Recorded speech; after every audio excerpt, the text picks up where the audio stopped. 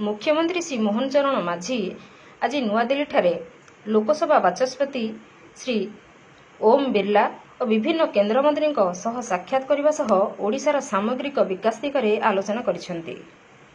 केन्द्र शिक्षा मंत्री श्री धर्मेन्द्र प्रधान को भेटी शिक्षा क्षेत्र में संस्कार और शिक्षार विकास पर केन्द्र सरकार सहयोग कामना करने, ओडिशा को शिक्षा क्षेत्र में उत्कर्षर केन्द्र रूपे विकसित करने दिगरे सहयोग पाई अनुरोध करथिले। केन्द्र आदिवासी व्यापार मंत्री श्री जुएल ओराम को भेटी ओडिशार जनजातिर उन्नति और प्रगति पर सहयोग कामना करथिले। जनजातिर दीर्घदिनर मौलिक समस्या और सेगुड़िकर आशु समाधान दिगरे ओडिशा सरकार बद्धपरिकर थिबा मुख्यमंत्री प्रकाश करथिले। जनजातिर सर्वांगीण विकास दिगरे केन्द्र सह सहयोग भित्तिरे ओडिशा सरकार जनहितकर कार्य जारी रखिए बोली मुख्यमंत्री कहिथिले। एहापरे से केन्द्र रेल मंत्री श्री अश्विनी वैष्णव को भेटी ओडिशा रे रेलपथ संप्रसारण और अधिक अपहंचजा स्थान को रेल संजोग करने पर प्रस्ताव रखिथिले। रथयात्रा समय रे ओडिशा को स्वतंत्र ट्रेन व्यवस्था संपर्क में मध्य आलोचना करा जायथिला।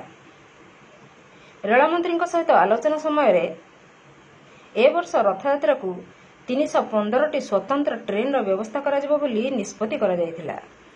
सेहीपरि लोकसभा मान्यवर बाचस्पति ओम बिरला, केन्द्र प्रतिरक्षा मंत्री श्री राजनाथ सिंह, केन्द्र गृह मंत्री श्री अमित शाह, केन्द्र संस्कृति और पर्यटन मंत्री श्री गजेन्द्र सिंह शेखावत, केन्द्र वाणिज्य और शिल्प उद्योग मंत्री श्री पीयूष गोयल और केन्द्र जंगल परिवेश और जलवायु परिवर्तन मंत्री श्री भूपिंदर सिंह यादव को साक्षात करी ओडिशार विभिन्न गुरुत्वपूर्ण विषयगुड़ी उपस्थापन करने सह सशक्त और प्रगतिशील ओडिशा गठन दिगरे आंतरिक सहयोग कामना करथिले। एहापरे मुख्यमंत्री श्री माझी खुशी प्रकाश करी कहिसेंती जे ओडिशार विकास पई केन्द्र सरकार सहयोग एक नूतन अध्याय सृष्टि करिवो।